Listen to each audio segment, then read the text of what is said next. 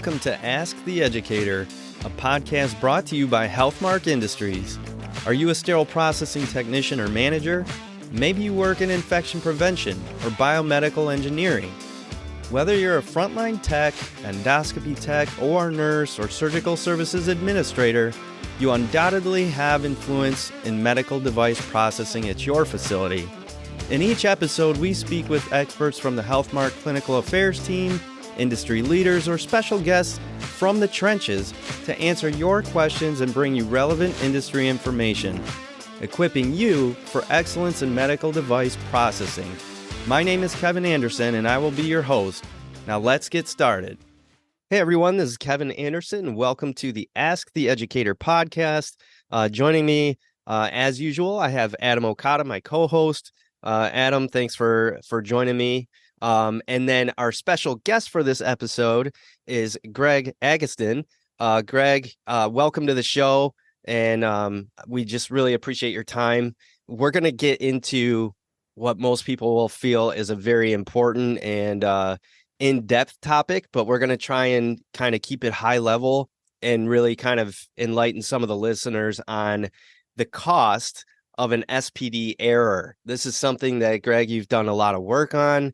And I just want to kind of open up the floor for you to set the foundation for this conversation and just kind of explain to us, like, where did this topic come from and how did you get this study started and how did you get these numbers? Because, you know, a little bit of a spoiler alert, the cost of an SPD error, according to this research that you have shared, is really high. I'm not going to give the number yet, but the spoiler alert is that it's really high. So, Gregg, if you would, just kind of let us know, how did this come about? Yeah, so from my work experience and working with hospitals across the country, working for specialty care currently, we have seen that there's a very large problem, almost, call it pandemic, and actually kind of started during the pandemic is when we really dove into this.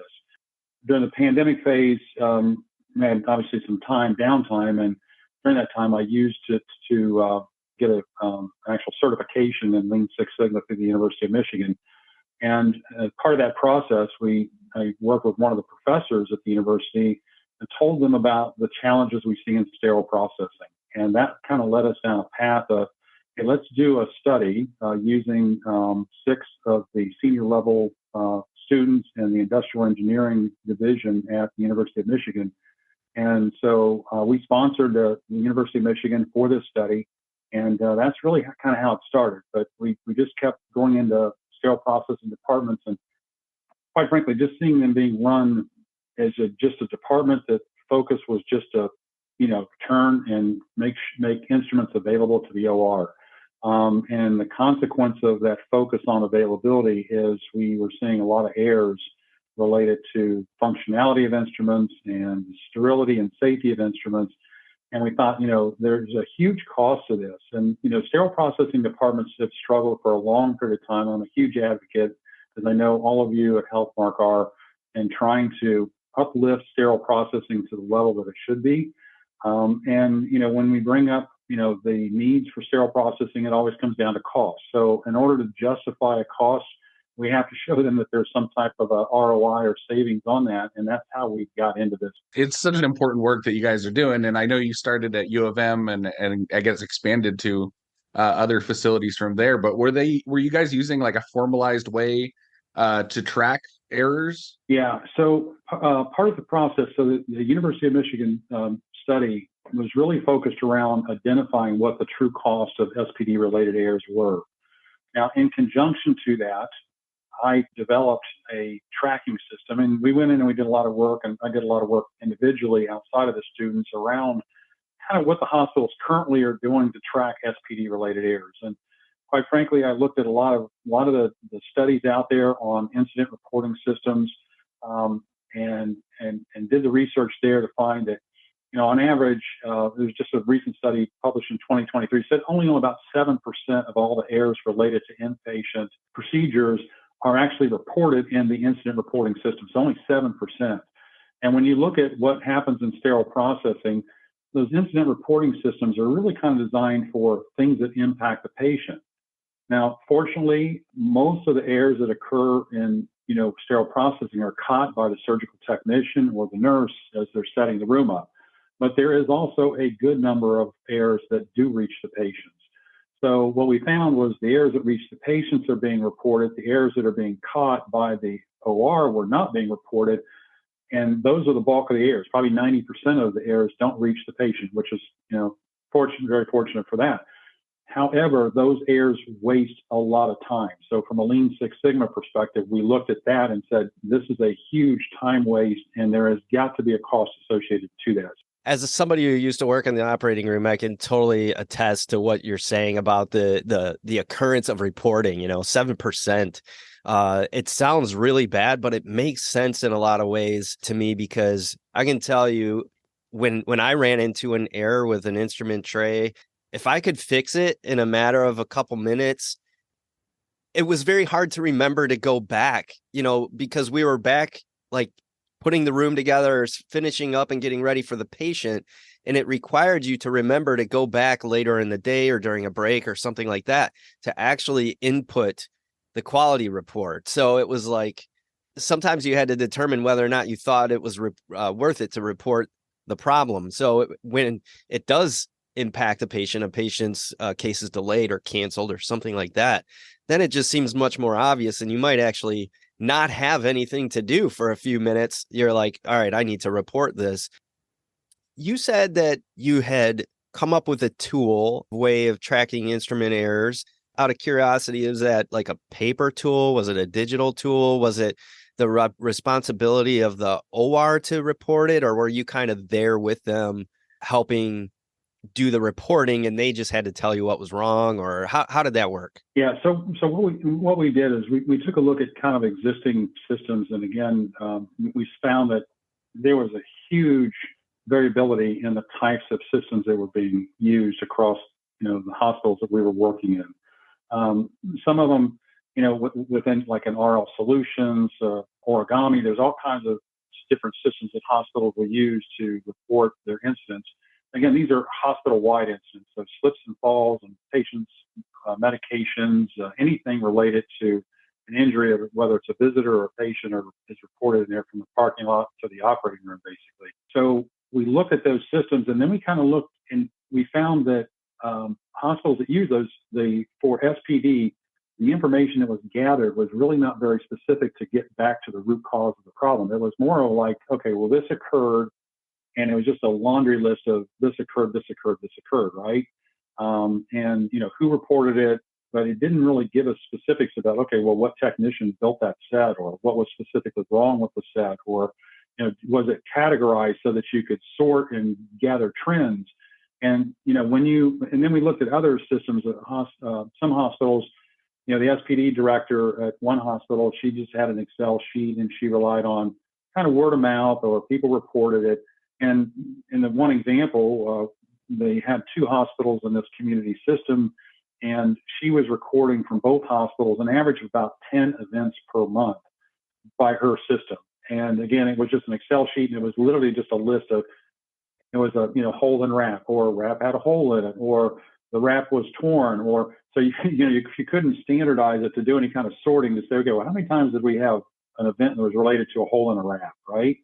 So the genesis of this was, okay, let's just create a very simple Excel document, and we'll start with that, and we'll create a very simple form that could be filled out, and we tested the form to see how long it would take. Now, we also did some time studies to look at how long it took to do those reports in the computer system. So the time you go to log in, enter the report data, on average, it was about 6 to 7 minutes to report. Our paper sheet to report is about 3 minutes or less. So there's a little bit of time savings with that, and the data is much more specific to what we were trying to gather. The other thing that we did is we went through and we looked at literally thousands of error reports, and then boiled that down so we could basically come up with about 15 categories for sterile processing, that about 99% of all the events that occur in sterile processing are going to show up as one of those 15. So that helped us from a standardization perspective. We took the University of Michigan study was based upon the hospital reporting system. So, in 1 year period of time, 244 errors were reported. My estimation is there were probably 2 to 3 times that many errors that actually occurred, but just likely weren't reported. And we've been able to pretty much document that in other hospitals. The hospital that I was telling you about that was recording 10 errors a month between 2 hospitals. In the first, I think it was the first 19 days we were in the hospital with our paper reporting system, from one hospital alone, we had 86 errors reported, which corresponded to why they called us to come into the hospital, from the COO, because he was saying the surgeons were going ballistic about the quality of the instrument. So from an SPD perspective, 5 errors per hospital per month was not too bad. She's thinking she's doing a great job. Within 19 days, 86 errors, and then you can start to dissect that and really find where the problems are. I want to get into the cost behind the errors. So you actually started to document these errors, and then you were able to get sort of a soft cost. Can you talk about that process of how you landed at that? Yeah. So again, going back to the University of Michigan study, so the students, in working with them, we categorized events into three kind of broad categories. The first was an incident that required just a peel pack. Okay, so the second incident type was an incident that required a tray, and the third incident type was a room turnover because the field was contaminated. And then we looked at the information that was actually reported, and we put categories on that. So peel packs versus trays, the percent that's required, and then room turnover. Room turnover is only about 2% of the time, luckily, but still a significant amount of time. And then we categorize all the different times from error discovery to calling for the replacement, to someone finding the replacement, to bringing that and delivering it to the room, to opening it up, and then kind of, getting reorganized. So that was a big chunk of the cost, and the time for the operating room was related to that. We looked at the price or the cost of or wages for, the nurse in the room, the tech in the room. We didn't include the cost for the physician or the anesthesiologist in the University of Michigan study, but we did a good job in categorizing and gathering that cost basis, as well as some utility costs and just general costs. It turned out that we were very conservative, and the rate was about $65 a minute for a lost OR minute. And I've seen studies that, maybe from 65 all the way up to, close to $300 a minute, depending upon the case type. So it's a very conservative amount of time or price that we put for that. And then we did that for each of those 3 categories. So obviously, when you got a complete room turnover, that was about 111 minutes total time that was lost. Then we looked at the cost of the SPD, because obviously there's, we're doing rework now on the SPD side, and where we're having to reprocess or either a single instrument in a peel pack or a tray of instruments, and then the time and the cost. So we estimated about 81 cents per instrument that needed to be reprocessed as a charge, based upon studies that we were able to find, and then build a cost around that. On the soft cost side, the students looked at the things related to lawsuits and the incidents of that. So they put an estimate in for that.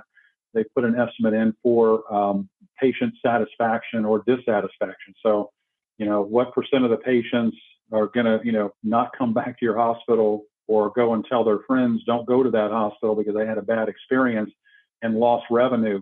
So they put an estimate in for that.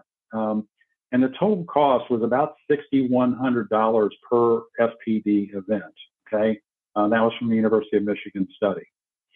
Now, that actually is not even a full picture of all the costs, because we did a subsequent analysis, again, back to that community hospital that had the 2 locations I referred to earlier. And in that location, turnover and the SPD was a huge issue.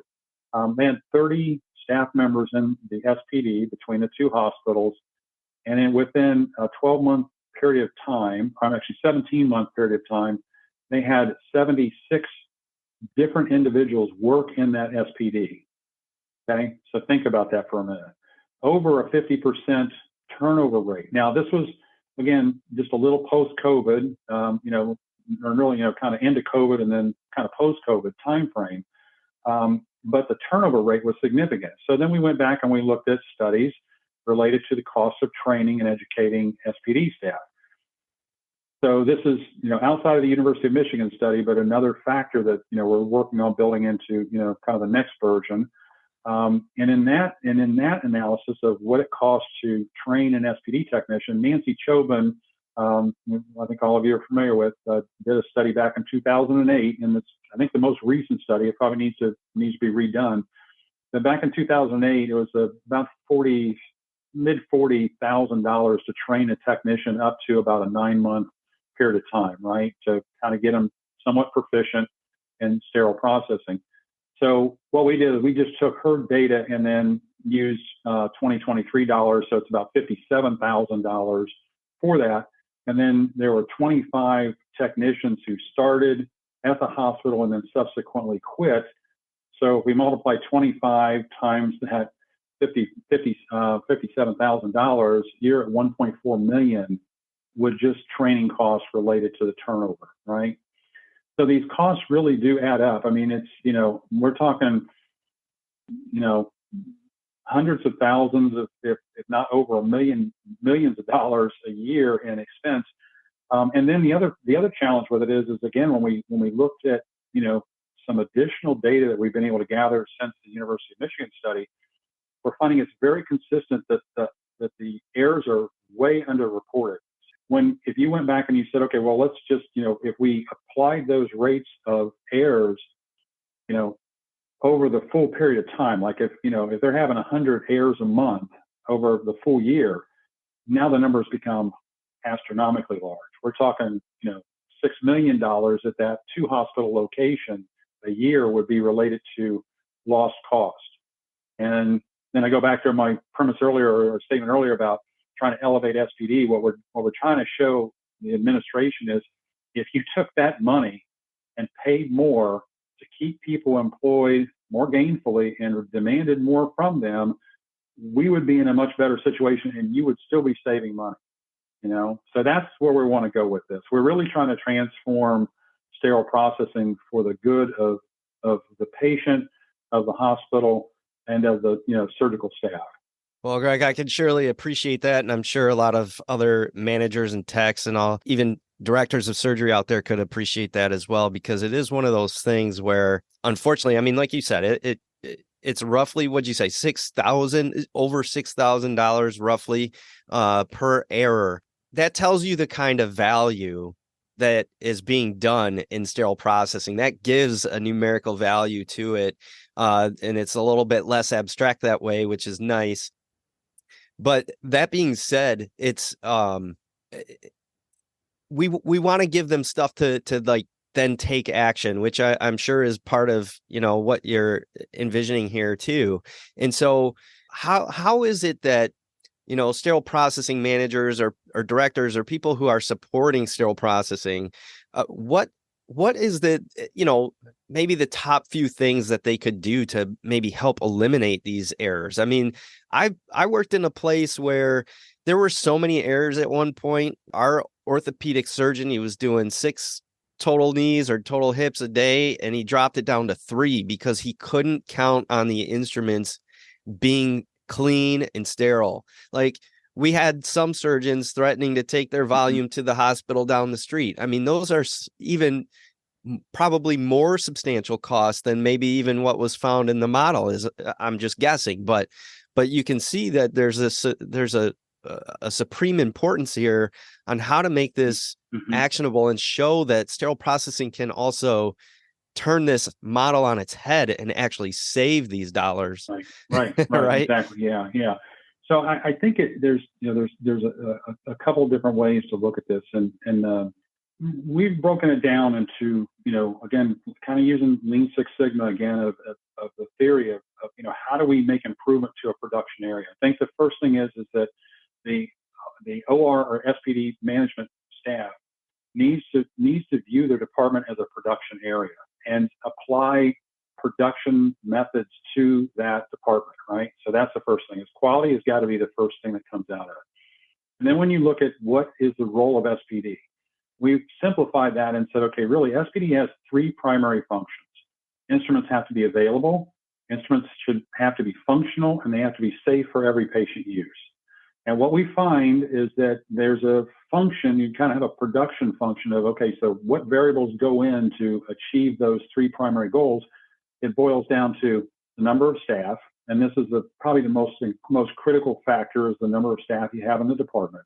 Because if you're understaffed, you're never going to get to your goals of, the three goals of available, functional, and safe to use. And then it is the proficiency of the staff. So how well qualified, so we've got various levels of education and experience in the sterile processing department. So breaking it down to like how proficient is your staff, what equipment and supplies you have to work with. So do you have the right, tools? Do you have the right, right indicators? Do you have the, right, stringers for your instruments to make the job easier, better, more efficient? The equipment, your washers, your autoclaves. We go into so many hospitals and they've got like, two washers and one of them's down. They've got 3 autoclaves and one of them's down, and it just significantly hampers the ability to hit those goals. And then lastly, you've got to build some efficiency into that. So you've got those 4 variables that you're working with to get to these 3 goals. And what we find consistently is that staff will always do whatever they have to do to get the availability goal. The goal is to make it available. The problem is that if it's not functional or if it's not safe, meaning they took shortcuts. So I was in a hospital just recently and watched them process Da Vinci arms, right? Robot arms. And watching the guy, there's no soak, there's no flush. It really was literally washing it with water, not even enzymatic, washing and brushing with water, and then they weren't even using the ultrasonic. I mean, it was incredible. But you see things, and so the technicians will shortcut functionality and safety to hit availability, and that's what we see, and that's what one of the problems is. So it kind of goes way back. I mean, sterile processing again is, I think, in this transformation, we're really trying to create a movement to transform sterile processing.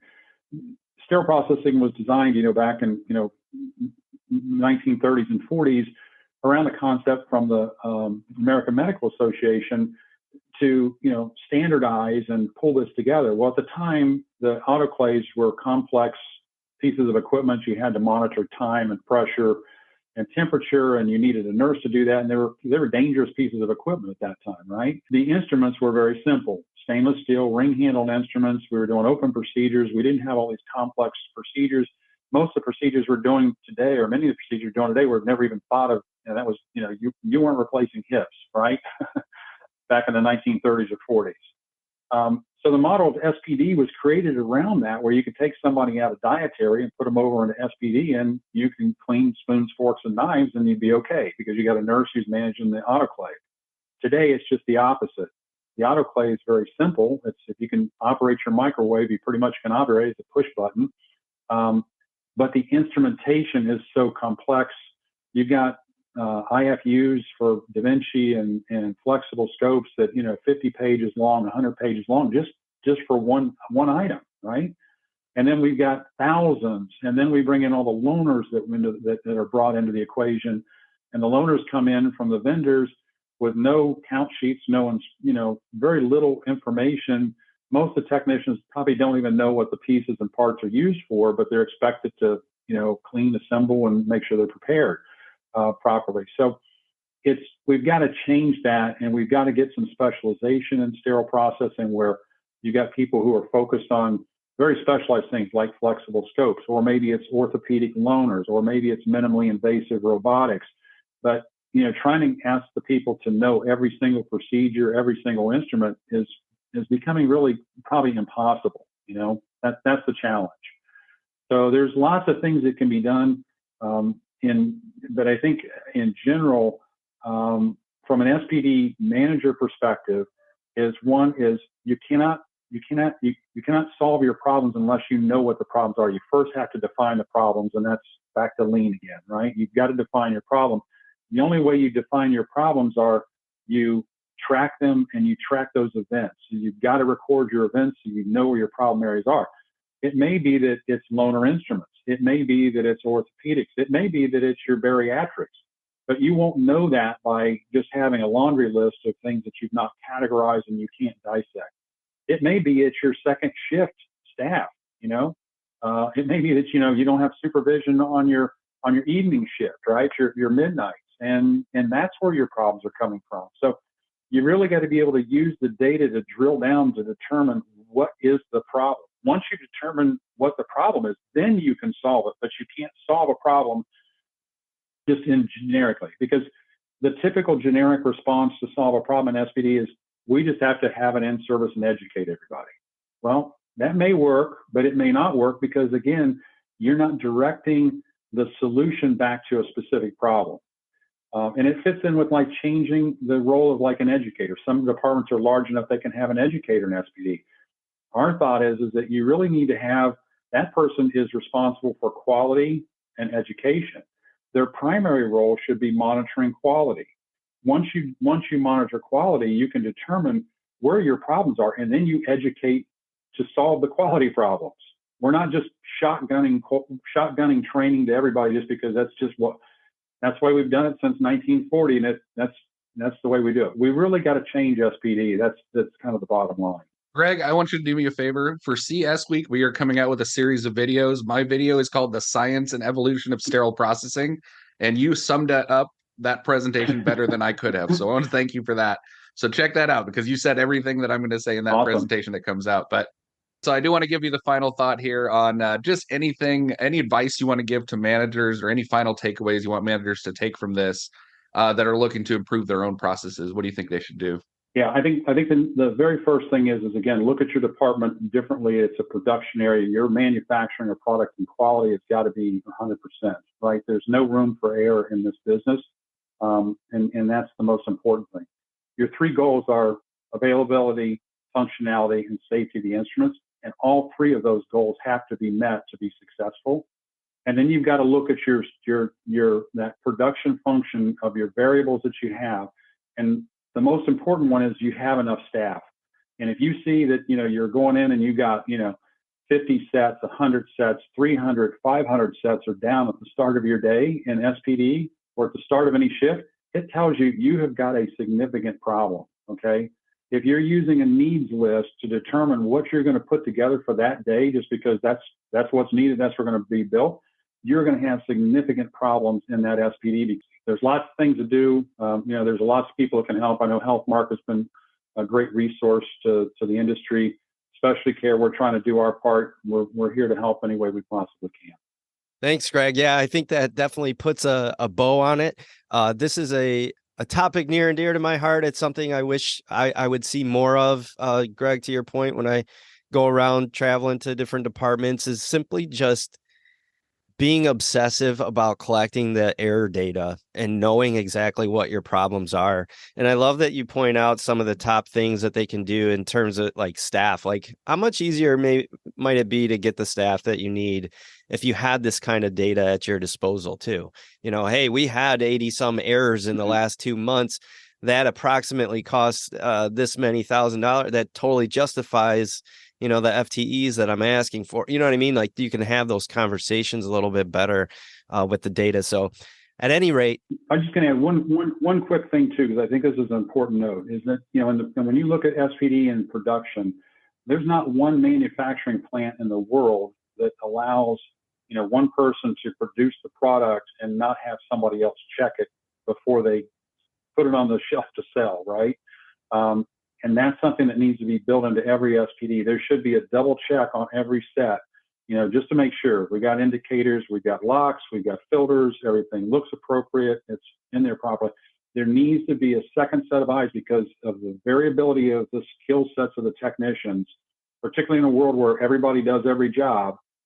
You've got to have that in order to help prevent those trays from going to the OR. And I think that's an important point that SPD managers can implement. But it requires some additional staff.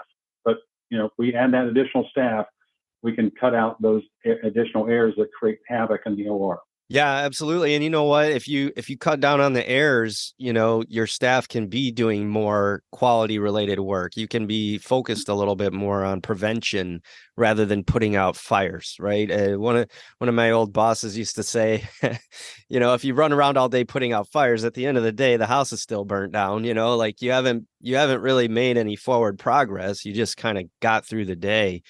So again, Greg, really appreciate your time. This was a huge project, and hopefully we gave people some actionable steps there, a little high level overview of what you guys discovered with this project, and we just appreciate you sharing your time and the learnings from this with us and our audience. So thank you again for appearing on the podcast. Well, thank you as well.